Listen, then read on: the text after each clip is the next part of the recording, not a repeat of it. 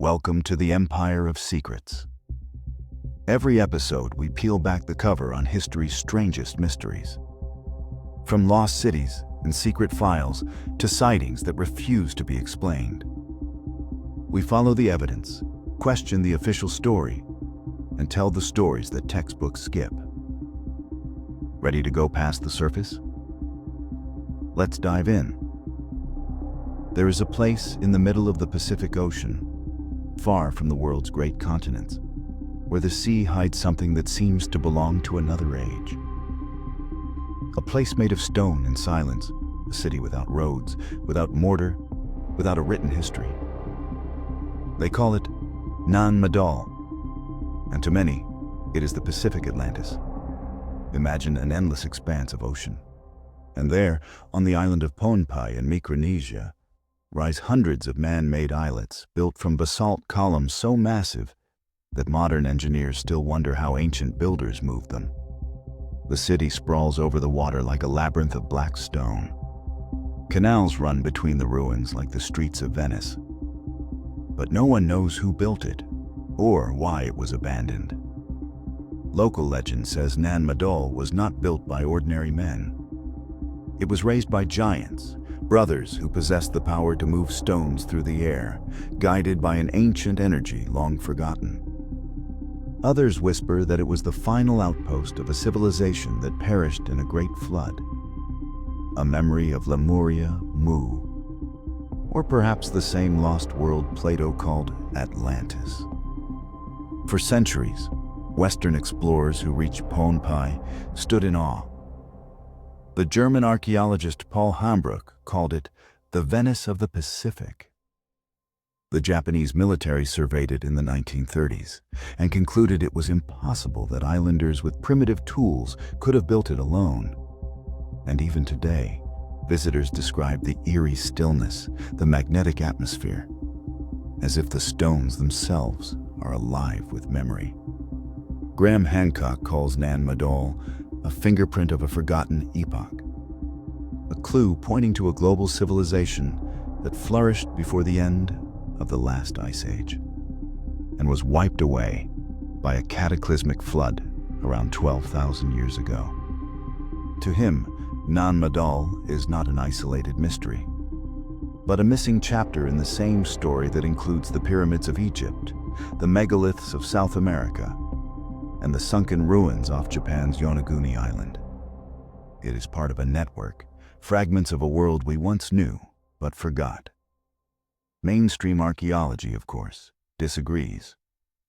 They date Nan Madol to around 800 to 1200 AD and attribute it to the Saudeleur dynasty, a local culture that supposedly built the city as a ceremonial and political center. But that explanation only deepens the puzzle.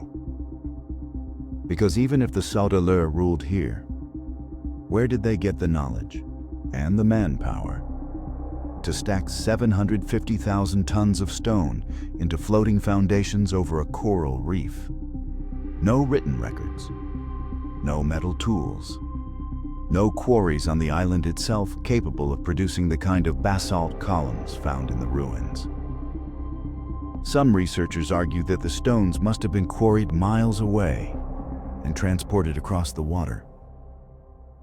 But how?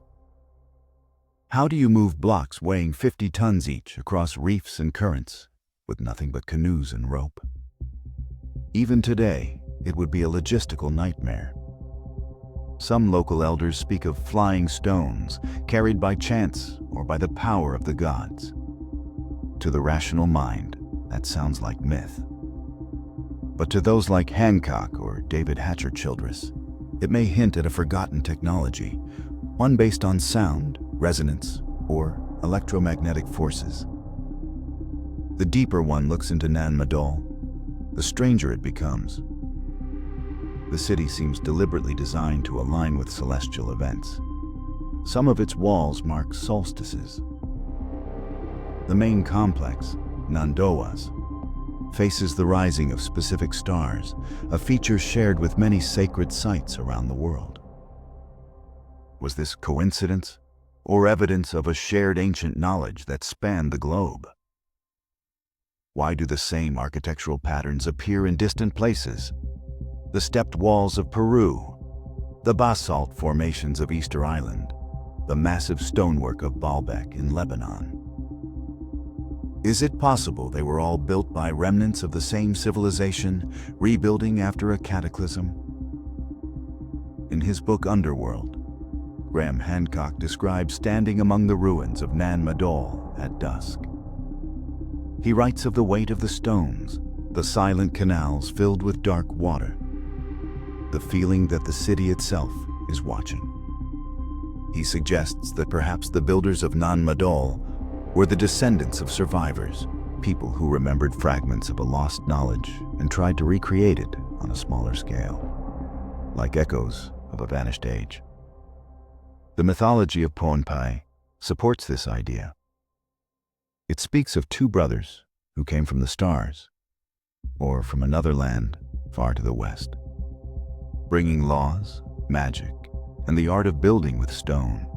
They built Nan Madol to honor their gods, to store sacred relics, and to control the island's spiritual energy. But over time, the city fell into corruption.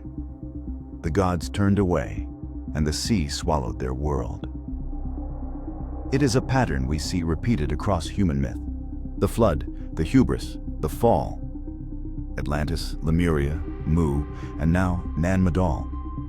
Different names, same story. Civilizations rise, achieve wonders, then vanish beneath the waves, leaving only stone to tell their tale. Scientists will tell you it is coincidence, nothing more. But coincidences that repeat across oceans and millennia begin to look like evidence. If only we dare to see it that way. Recent surveys have found structures beneath the waters around Pohnpei, suggesting that Nan Madol may once have been larger, and that parts of it now lie submerged. If so, it would fit the pattern of a global flood that ended the last ice age. The same event Hancock and Randall Carlson describe as the Great Younger Dryas Impact, a cataclysm that erased history, forcing humanity to begin again. Standing on the edge of those basalt ruins, surrounded by the endless Pacific, it is hard not to feel that something ancient once thrived here. Something that connected worlds before they were divided by rising seas. Perhaps Nan Madol was a temple, or an observatory, or a memory, built to keep alive the story of where humanity came from before the flood. In the end, the mystery of Nan Madol refuses to be buried. It stands in defiance of time, a monument to something greater than archaeology allows. Maybe it was the last stronghold of an advanced people who knew secrets we have yet to rediscover. Maybe it was a place of initiation, a threshold between the human and the divine. Or maybe, as the ocean whispers against its stones, it is simply reminding us that we have forgotten more than we remember. Whatever the truth, Nan Madol remains, silent, unexplained, waiting.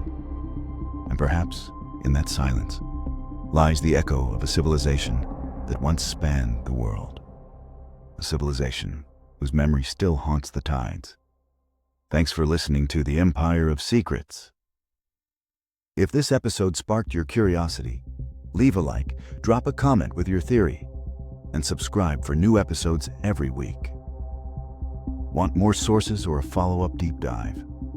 Tell us in the comments and we'll cover it next. Stay curious and see you in the next episode.